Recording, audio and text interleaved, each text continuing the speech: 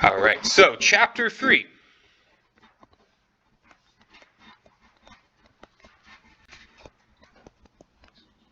This is the main crux of economics, especially macroeconomics, talking about our supply and demand model.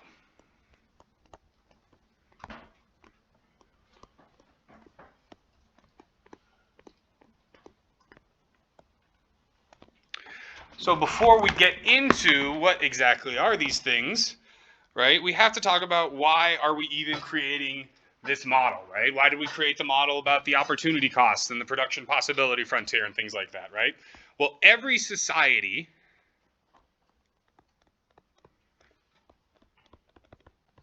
has 3 basic questions that it answers.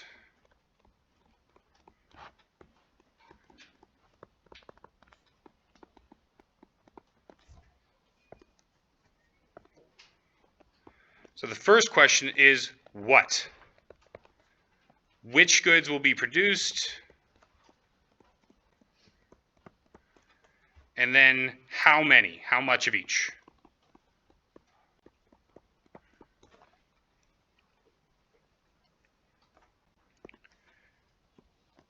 The second question we have as a society is how?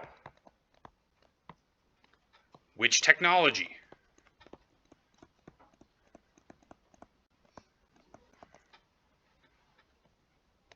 And which resources? Do we use pulp from trees? Do we use pulp from, other types of textile things, right? Do we use natural gas? Do we use solar power? Do we use wind? Do we use Microsoft or Apple, right? This can be very broad or very, very narrow in terms of its scope.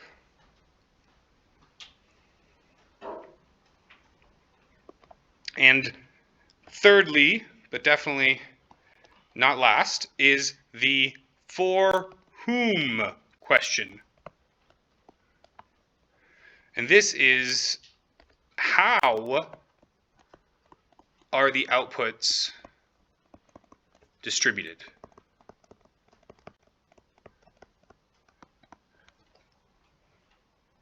So do we distribute output based on need? Based on income? How do you actually figure out that income? How do you figure out what value you add to the company? At the end of the day, it really ends up being however much you can get somebody to pay you, right? And then if you're not pulling your weight, then economic rationale dictates that they're going to fire you because you're costing them too much money and they're not bringing in enough money to justify the expense. So previously, right, historically, how have these questions been answered?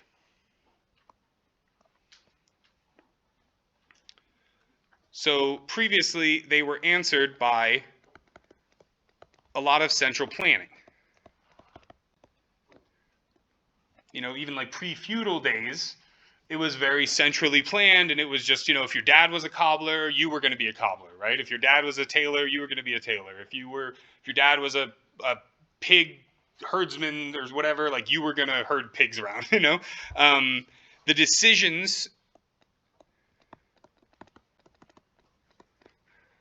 are by individuals or small groups. So again, these agrarian societies of old, but then also, these are government programs.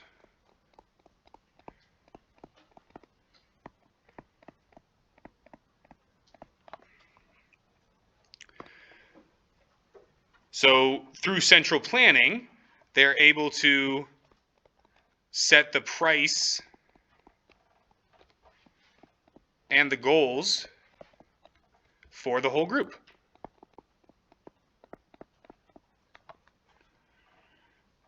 What is the drawback of this? Well, individual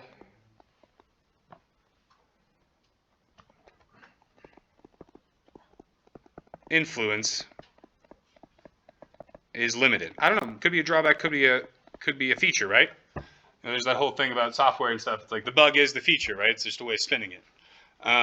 So, there's good and bad to all this kind of stuff.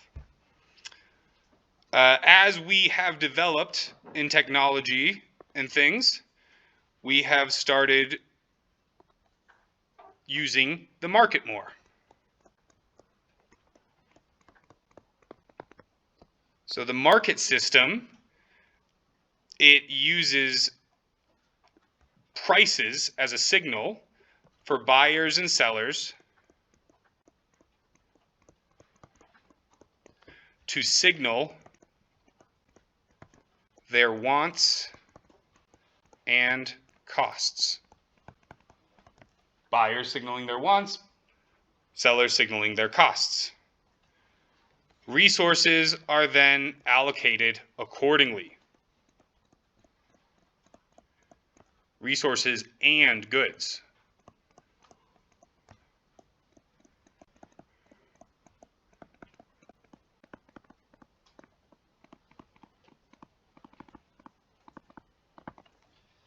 And it is through the interaction of supply and demand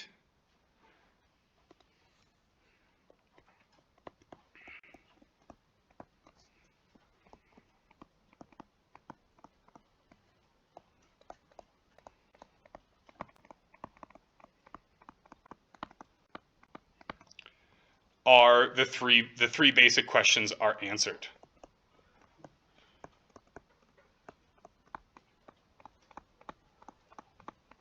So supply and demand is going to explain these three questions and how they're answered in the market system. Now, one of the things for us to keep in mind, we often very, very much so lose track of this.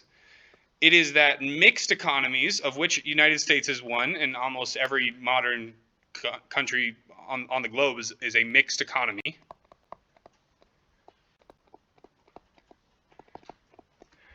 Use both market system and central planning.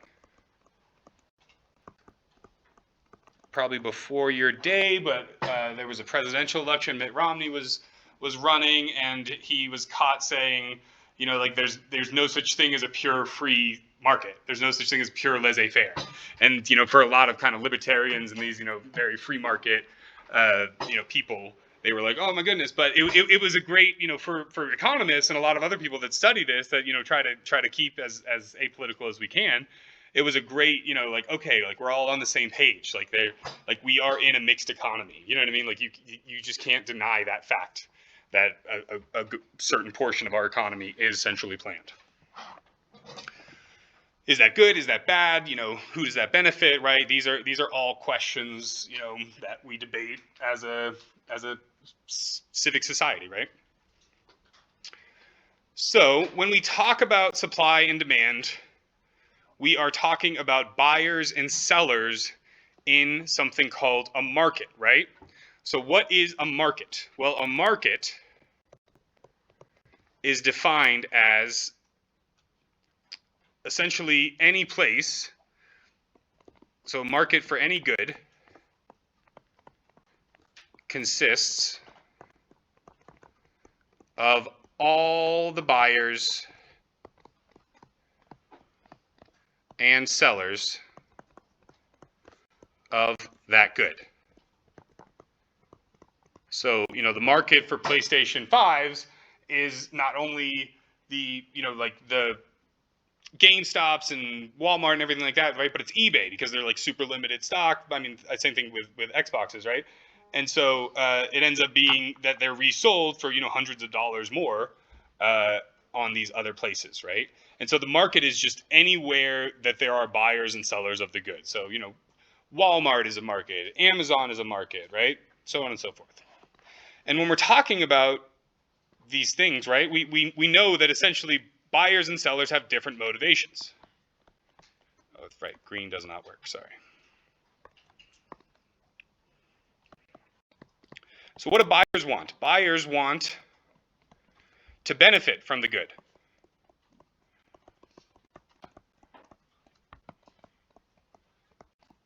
Right? Why do you purchase something? Because you want to enjoy it somehow, right? And then what about the seller? The seller wants to make a profit. They want to sell it for more than all of the costs to produce it. And so the market price is that signal. It's that unifying force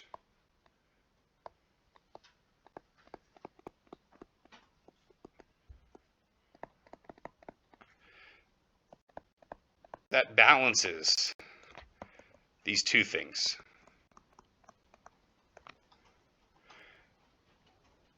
It balances the value that buyers derive from the good, and it balances the cost that's used to produce the good.